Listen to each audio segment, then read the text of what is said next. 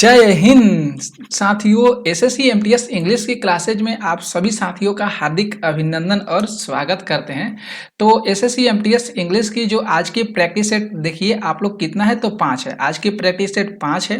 पीछे के लेक्चर को आप लोग नहीं देखे हैं तो जरूर उसको देखिएगा, क्योंकि हम जो भी प्रश्न इंग्लिश के लेकर आ रहे हैं उसमें सारे प्रश्न ऐसे रह रहे हैं जो एसएससी एमटीएस के एग्जाम के लिए बहुत ज़्यादा इंपॉर्टेंट है। तो आप लोग इस वीडियो को पूरा देखिए और अपने दोस्त के पास इस वीडियो को शेयर भी जरूर कर दीजिएगा। वैसे छात्र जिनको इंग्लिश को पढ़ने में बहुत ज़्यादा कठिनाई होती है, क्योंकि 25 नंबर का इंग्लिश भी एसएससी एमटीएस एग्जाम में आता है, तो ऐसे बहुत सारे विद्यार्थी हैं जो इंग्लिश को अच्छे तरीका से समझ नहीं पाते हैं, उसके हिंदी को सही तरीका से नहीं कर पाते हैं। तो उनके लिए ये क्लास जो है बहुत इम्पोर्टेंट है। आप लोग इस वीडियो को देखिए, उनको बहुत अच्छे तरीका से समझ में आ जाएगा। खैर जिनको इंग्लिश आती है तो उनके लिए तो सब कुछ ठीक ठाक है। ओके, तो आइए स्टार्ट करते हैं फर्स्ट प्रश्न पे। यहाँ पे देखिए जो फर्स्ट प्रश्न है कि select the most appropriate synonyms of the given words. यहाँ पे जो है समानार्थी शब्द को चुनना है। यहाँ पे जो है समानार्थी शब्द को चुनना है, सिनोनिम्स को चुनना है कि यहाँ पे कौन सा आंसर जो है राइट हो रहा है। ठीक है, तो यहाँ पे रिटेलिएट दिया गया है। रिटेलिएट का मतलब होता है बदला लेना या किसी से प्रतिशोध करना। ये इसका जो है हिंदी रूपांतरण है। रिटेलिएट का हिंदी रूपांतरण, या आप लोग हिंदी याद कर सकते हैं, बदला लेना या प्रतिशोध करना है। ठीक है, क्लियर है।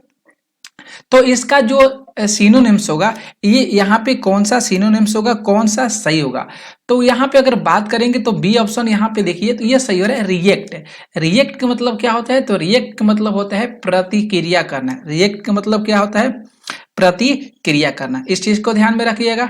इसके बाद बात करेंगे यहाँ पे जो फैसिलिटेट दिया गया है, इसके मतलब होता है सुविधा प्रदान करना। रोटेट के मतलब घूमना, और क्लैप का मतलब होता है ताली बजाना। तो सारे हिंदी रूपांतरण किए हैं, बहुत सारे विद्यार्थियों को अच्छे तरीका से समझ में आएगा और उनको साथ ही साथ मीनिंग और जो होगा मीनिंग का हिंदी उनको याद होता चलेगा। तो ये दोनों चीज आप लोग को मिलेगा।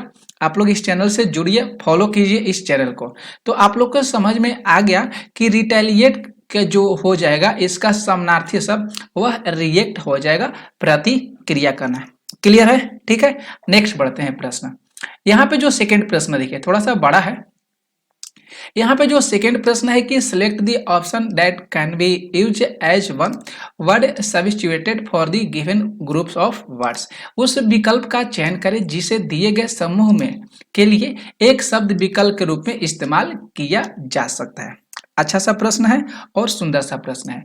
तो यहाँ पे आप लोग देख सकते हैं जो टू वॉक एमलेसली, यहाँ पे लक्ष्यहीन रूप से चलना, ये इसका हिंदी हो जाएगा लक्ष्यहीन रूप से चलना। ठीक है, तो यहाँ पे कौन सा आंसर जो है राइट हो रहा है इसको हम लोग को ध्यान से देखना होगा।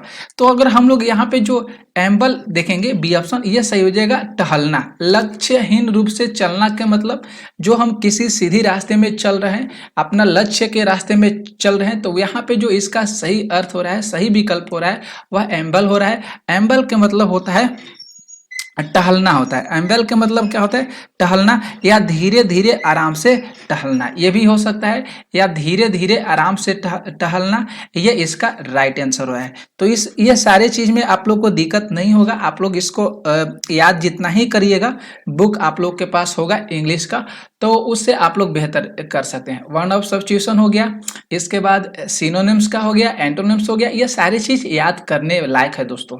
आप लोग जितना ही याद करिएगा उतना ही इंग्लिश के प्रश्नों को, जो भी प्रश्न आते हैं सिनोनिम से, एंटोनिम से, वन वर्ड सब्स्टिट्यूशन से, तो आप लोग इसको हल कर सकते हैं, इसको सही तरह से सोल्व कर सकते हैं, सही आंसर इसका पकड़ सकते हैं। तो ये सारे चीज आप लोग को याद करना होगा। तो यहाँ पे बी ऑप्शन बिल्कुल सही है। एम्बल के मतलब क्या होगा, धीरे धीरे आराम से टहलना।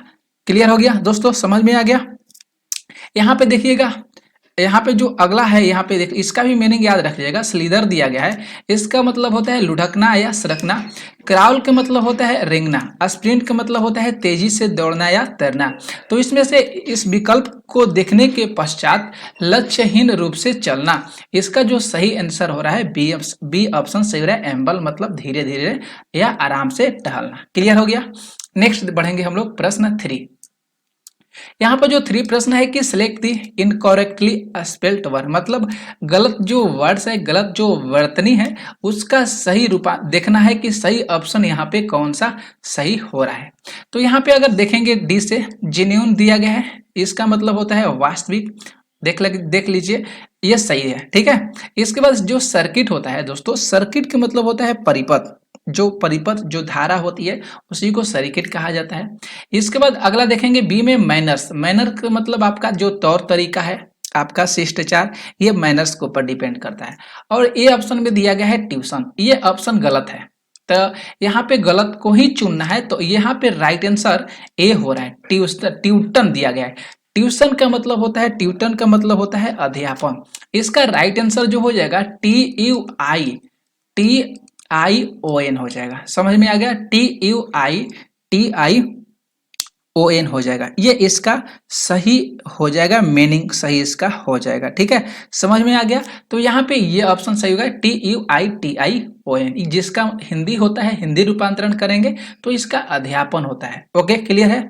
और बाकी यहाँ पे जो मैनर्स दिया गया है, सर्किट दिया गया है और जेन्युइन दिया गया है, ये सारे चीज जो है इसका हिंदी और इंग्लिश दोनों क्या है, सही है। क्लियर हो गया। गलत चुनना था, गलत हम लोग चुन लिए। आगे बढ़ते हैं प्रश्न, हम लोग देखेंगे 4th प्रश्न पे। यहाँ पे देखिए जो 4th प्रश्न है कि the following sentence has been divided into parts, one of them may contains a grammatical error, select the parts that contains the error from the given option, ठीक है। if you don't find any error, इसके बाद mark no error as your answer। इसमें से करें कि व्याकरण संबंधी कुछ त्रुटियां आपको देखने को मिलेगी। आपको अगर कोई भी त्रुटि नहीं मिलती है तो अपने उत्तर के रूप में कोई त्रुटि नहीं चिन्हित करें, ठीक है। तो यहाँ पे देख सकते हैं क्या क्या दिया गया है। यहाँ पे जो प्रश्न है, यहाँ पे जो प्रश्न में दे रहा है कि इफ द इकोनॉमी फेल्स, यहाँ पे फर्स्ट हुआ, ठीक है। दिस ईयर इट रिफ्लेक्ट बाउडली, यहाँ पे दूसरा हो गया।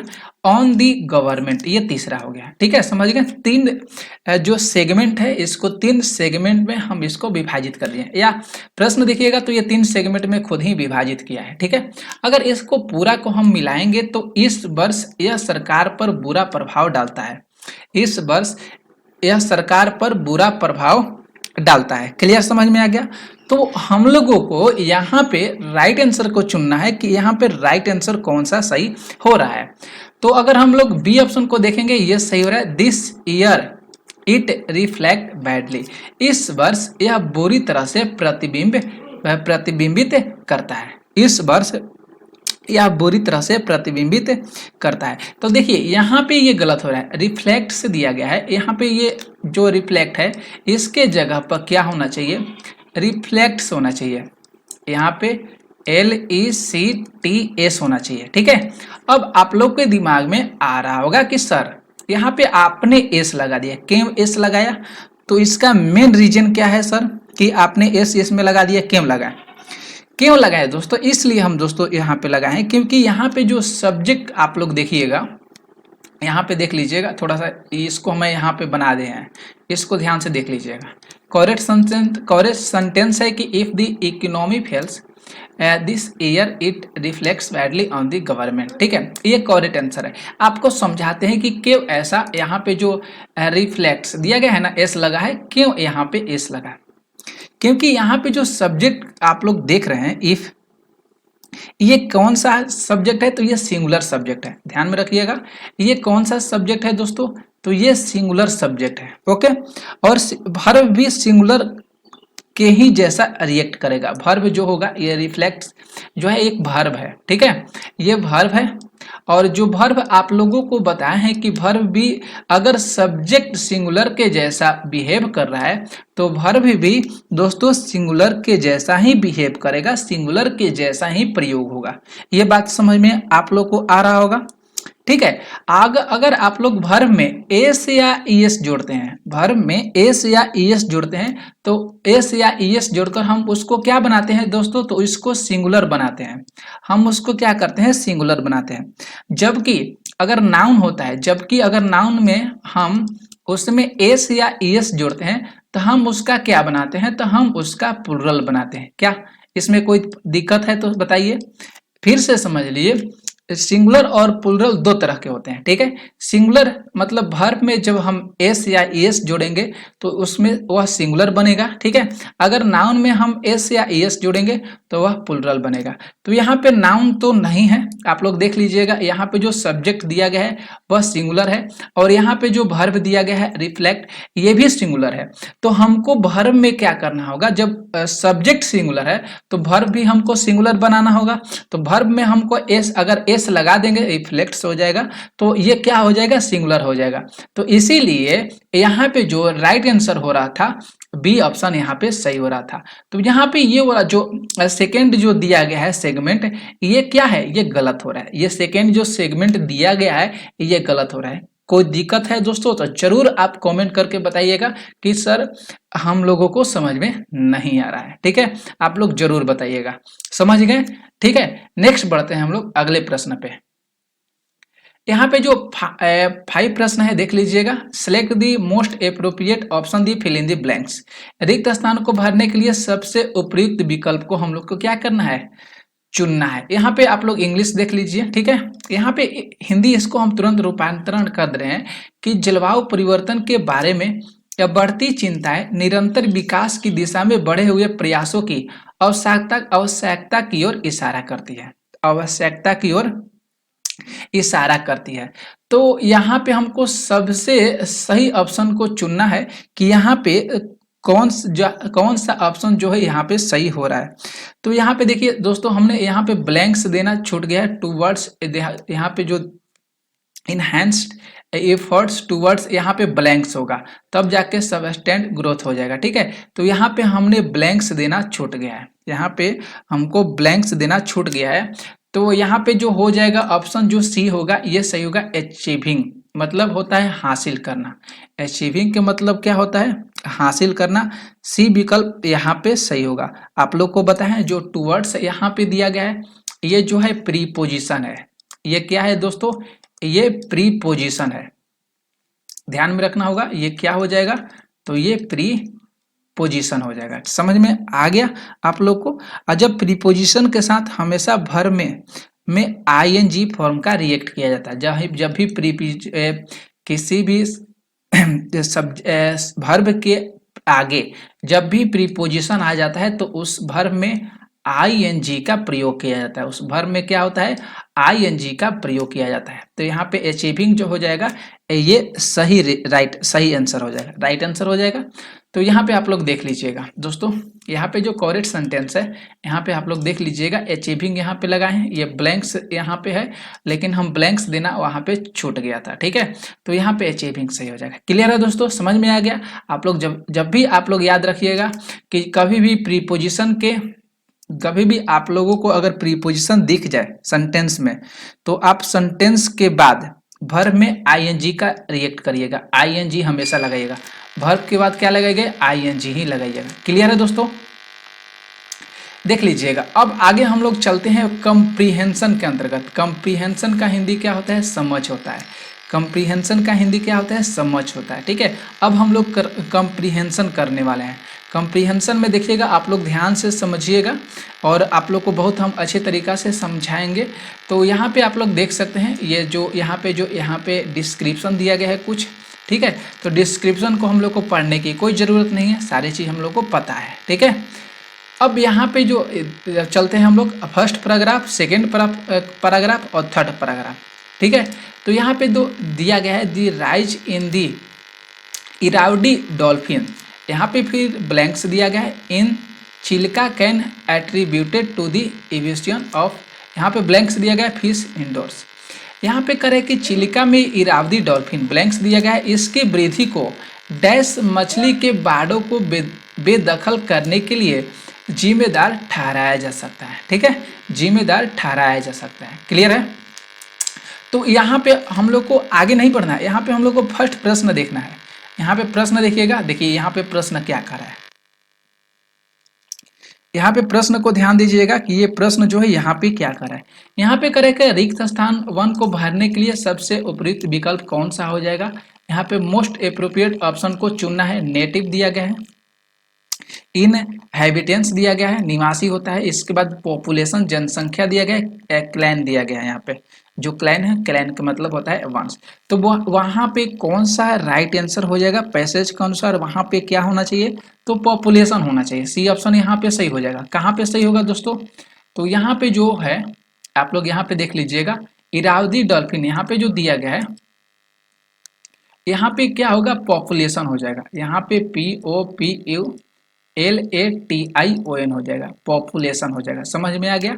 इरावदी यहाँ पे चिल्का में इरावदी डॉल्फिन की जनसंख्या जो है, जनसंख्या यहाँ पे जो पॉपुलेशन का मतलब क्या होगा, जनसंख्या हो जाएगा, आबादी हो जाएगा। ठीक है, जनसंख्या की वृद्धि को, अब देखिए सेकेंड में मछली के बाड़ों को बेदखल करने के लिए जिम्मेदार ठहराया गया है।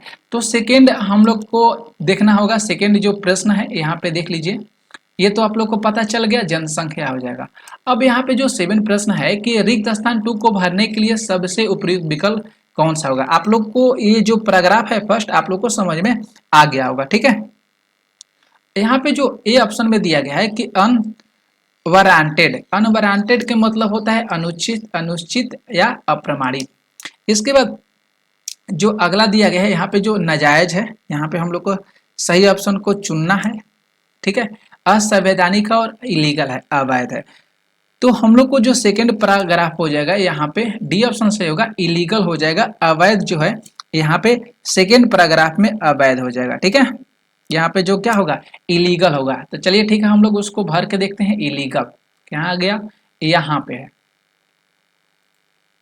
ठीक है, तो सेकंड में हम लोग को क्या भरना होगा दोस्तों, हम लोग को सेकंड में इलीगल भरना होगा।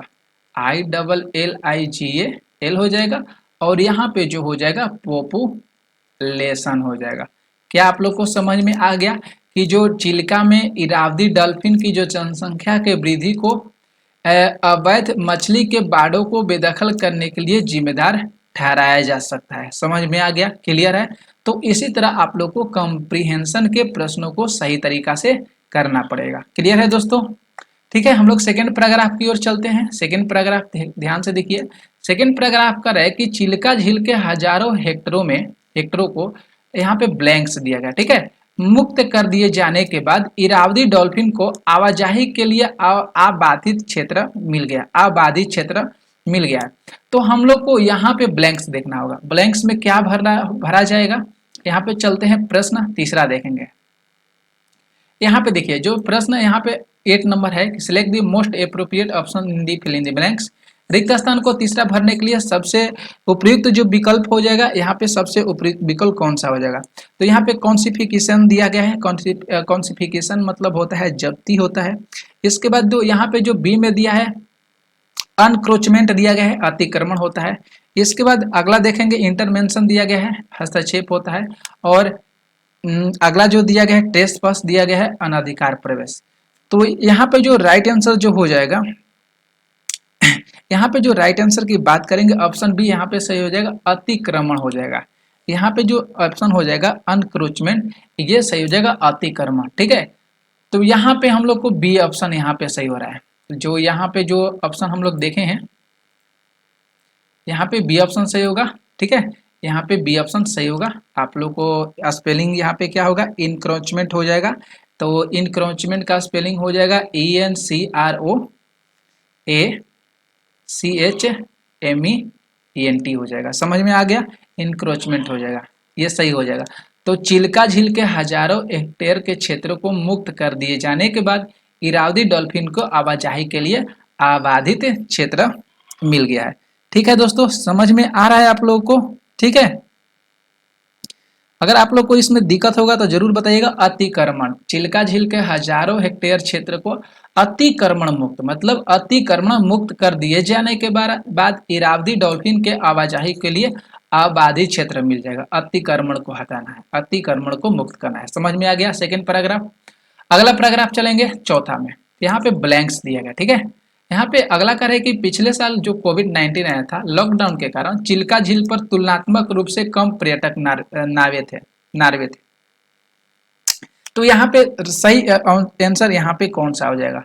तो हम लोग को चलना होगा, अगला देखेंगे। जो यहाँ अगला प्रश्न है, देखिए यहाँ पे जो 9 प्रश्न है, 4 को भरने के लिए सबसे उपयुक्त विकल्प यहाँ पे कौन सा हो जाएगा, ठीक है। तो यहाँ पे जो नेवरथलेस दिया गया है, के बावजूद, मोर ओवर इसके अतिरिक्त, हाउएवर भले ही, वेयर एज जबकि। तो यहाँ पे बी ऑप्शन बिल्कुल सही होगा, मोर ओवर इसके अतिरिक्त। मोर ओवर यहाँ पे भरा जाएगा। जो चौथा पैराग्राफ है देख लीजिए ध्यान से, चौथा पैराग्राफ में मोर ओवर का प्रयोग हुआ। चौथा पैराग्राफ में क्या होगा, यहाँ पे जो होगा मोर ओवर हो जाएगा। ध्यान में रखना होगा दोस्तों, क्या होगा, मोर ओवर ड्यू टू कोविड-19 लॉकडाउन लास्ट ईयर और there were comparatively fewer tourist boats and Chilika lake which made it, ठीक है। तो ये सारे चीज आप लोग को ध्यान में रखना होगा, मोर ओवर हो जाएगा। समझ गए दोस्तों? आप लोग को समझ में आ रहा है? कोई दिक्कत तो नहीं हो रहा है? अगर कोई भी दिक्कत होगा तो जरूर आप लोग कमेंट करके बताइएगा। 5 नंबर अगर हम लोग पैराग्राफ की ओर देखेंगे, ठीक है। हाँ, इसके अतिरिक्त यहाँ पे 5 देखिए जो प्रश्न है यहाँ पे ब्लैंक्स दिया गया है, ठीक है। For dolphin to move from one parts of the lake to another, जिससे डॉल्फिन के लिए झील के एक हिस्से से दूसरे हिस्से में जाना डैश हो गया है। ब्लैंक्स होंगे, ब्लैंक्स दिया है यहाँ पे, डैश हो गया है, ठीक है। तो अगला हम लोग चलेंगे, जो अगला प्रश्न दिया होगा देख लीजिए। यहाँ पे जो 5 है देखिए लीजिए, यहाँ पे जो 10 प्रश्न है कि रिक्त स्थान 5 को भरने के लिए सबसे उपयुक्त विकल्प को चयन करना है। तो यहाँ पे जो दिया गया है ऑप्शन में कंड्यूसिव कंड्यूसिव दिया गया है। यहाँ पे जो ए ऑप्शन है इसका मतलब होता है अनुकूल होता है, ठीक है। यहाँ पे डिस्टर्बिंग दिया गया है हानिकारक, डिटरमेंटल दिया गया है परेशान करना, और हर्टफुल दिया गया है यहाँ पे हानिकारक। तो यहाँ पे अगर राइट आंसर की बात करेंगे तो ए ऑप्शन यहाँ पे सही हो रहा है। 5 ऑप्शन यहाँ पे सही हो रहा है। अनुकूल का प्रयोग होगा, किसका प्रयोग होगा, अनुकूल का प्रयोग होगा, कंड्यूसिव का प्रयोग होगा, ठीक है। तो यहाँ पे जो होगा कंड्यूसिव हो जाएगा। देख लीजिएगा यहाँ पे दोस्तों जो 5 है, यहाँ पे जो 5 नंबर का जो हो जाएगा यहाँ पे कंड्यूसिव हो जाएगा, CONDUCIV हो जाएगा, कंड्यूसिव हो जाएगा। समझ में आ जाएगा? आप लोग क्लियर हो गया? चलिए ठीक है, अगला हम लोग प्रश्न बढ़ेंगे। तो इसी तरह दोस्तों आप लोग को करना होगा। आगे देखेंगे हम प्रश्न हम लोग 11 नंबर। 11 जो प्रश्न है कि select the most appropriate option that can be substituted the underline segment in the given sentences if there is no need to substituted it, select the no substitution required. सबसे उपयुक्त विकल्प चुनना है, रेखाखंड को प्रतिस्थापित करें।